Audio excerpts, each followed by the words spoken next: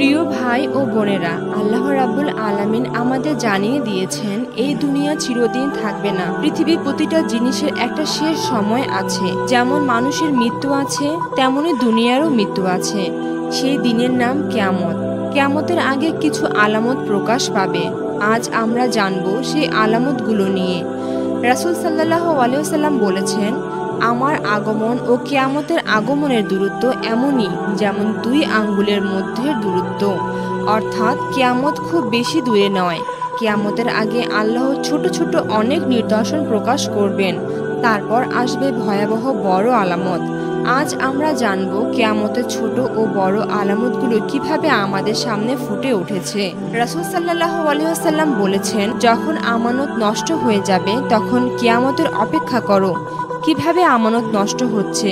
দায়িত্ব পালন না করা, কাজের জায়গায় দুর্নীতি, মিথ্যা সাক্ষ্য দিয়ে অন্যের অধিকার নষ্ট করা। অন্য হাদিসে এসেছে, সুদকে বৈধ মনে করা হবে। ব্যভিচার গোপনে থাকবে না, বরং প্রকাশ্য হবে। মাতালপনা, মাদক ছড়িয়ে পড়বে। অশিক্ষিত লোককে নেতা বানানো হবে, আর যোগ্যরা অবমূল্যায়িত হবে। আজ আমরা কি এসব আলামতগুলো দেখি না? চারপাশে মাদক, সুদ, অশ্লীলতা সব যেন স্বাভাবিক ব্যাপার হয়ে গেছে। রাসূল সাল্লাল্লাহু আলাইহি ওয়াসাল্লাম বলেছেন, সন্তান তার বাবা মাকে অবমাননা করবে, অথচ বন্ধুকে সম্মান করবে।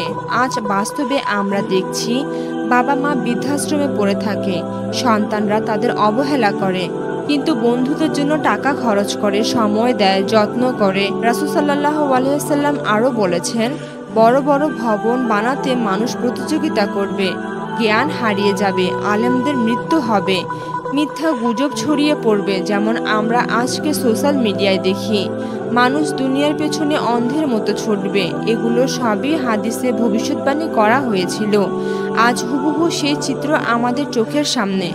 রাসূল সাল্লাল্লাহু আলাইহি ওয়াসাল্লাম বলেছেন, কিয়ামত আসবে তখন যখন মর্যাদা অর্জনের জন্য গরিব মানুষ উঁচু ভবন বানানোর প্রতিযোগিতায় লিপ্ত হবে। খালি পায়ে উলঙ্গ রাখালরা আকাশচুম্বী ভবন বানানোর প্রতিযোগিতায় নামবে। আজ আমরা দেখি দুবাই, কাতার, সৌদি মরুভূমির বেদুইনরা পৃথিবীর সবচেয়ে উঁচু দালান বানাচ্ছে। গরিব লোক হঠাৎ করে বিলাসবহুল গাড়ি চালাচ্ছে। এগুলো সবই হাদিসে ভবিষ্যৎবাণী করা হয়েছিল। আজ হুবহু সেই চিত্র আমাদের চোখের সামনে। জ্ঞান হারিয়ে যাওয়া আর ভণ্ড আলেমদের আবির্ভাব ঘটবে। রাসূল সাল্লাল্লাহু আলাইহি ওয়াসাল্লাম বলেছেন, আল্লাহ জ্ঞানকে একেবারে উঠিয়ে নেবেন না, বরং তিনি জ্ঞান তুলে নেবেন আলেমদের মৃত্যু দ্বারা। অর্থাৎ প্রকৃত আলেম কমতে থাকবে। মানুষ ভণ্ডদের অনুসরণ করবে। যারা কোরআন সুন্নাহর আলোকে নিয়ে কথা বলতেন তাদেরকে অবমূল্যায়ন করা হবে। আর যারা মানুষের মন ভোলানোর জন্য কথা বলবে তারা জনপ্রিয় হয়ে উঠবে। আজ আমরা কি তা দেখছি না? সোশ্যাল মিডিয়ায় হাজারো বক্তা, কিন্তু তাদের মধ্যে অনেকে সত্যের পথে নেই। কোরআনের প্রকৃত ব্যাখ্যা থেকে মানুষ দূরে সরে যাচ্ছে। এটাও কিয়ামতের একটা বড় নিদর্শন। ভাই ও বোনেরা, ছোট আলামতগুলো প্রায় সবই দেখা দিয়েছে। সামনে আসছে ভয়াবহ বড় আলামতগুলো। দাজ্জালের আবির্ভাব, সে মানুষকে বিভ্রান্ত করবে, অলৌকিক ক্ষমতার ভান করবে, সে নিজেকে ঈশ্বর বলে দাবি করবে। ঈসা আলাইহিস সালামের নাজিল হওয়া, তিনি আকাশ থেকে নেমে এসে দাজ্জালকে হত্যা করবেন এবং শান্তি প্রতিষ্ঠা করবেন। ইয়াজুজ মাজুজ, ভয়ঙ্কর এক জাতি বের হয়ে আসবে, দুনিয়ায় ধ্বংসযজ্ঞ চালাবে। সূর্য পশ্চিম থেকে উদিত হবে। সেদিন থেকে আর কারো তওবা কবুল হবে না। পৃথিবী থেকে কোরআন অদৃশ্য হয়ে যাবে।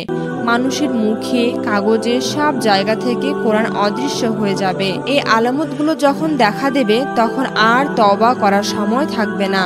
তখন মানুষ বলবে, হায় যদি আমরা আগে আল্লাহর দিকে ফিরে আসতাম। আজ আমরা প্রতিদিন দেখি মানুষ বিনা কারণে মানুষকে হত্যা করছে। ভূমিকম্প, বন্যা, দাবানল, ঘূর্ণিঝড় একের পর এক হচ্ছে। ভাই ভাইকে হত্যা করছে। মায়ের কোলে সন্তান নিরাপদ নেই। সোশ্যাল মিডিয়ায় অশ্লীলতা, গীবত, মিথ্যা, অপবাদ আগুনের মতো ছড়িয়ে যাচ্ছে। এসব কেবল দুর্ঘটনা নয়, এগুলো আল্লাহর পক্ষ থেকে সতর্ক বার্তা। এগুলোই কিয়ামতের আগমনের সংকেত। প্রিয় ভাই ও বোনেরা, কিয়ামত নিয়ে আমরা অনেক গল্প শুনি, কিন্তু এগুলো কোনো কল্পনা কাহিনী নয়, এগুলো বাস্তব। আজ যদি আমরা গুনাহে ডুবে থাকি, তাহলে কাল হয়তো আল্লাহ আমাদের সুযোগ দেবেন না।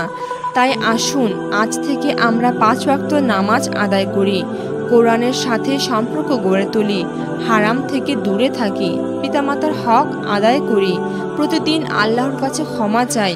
আল্লাহ আমাদের সবাইকে কিয়ামতের ভয়কে অন্তরে ধারণ করে জীবন পরিবর্তন করার তৌফিক দান করুক। আমিন।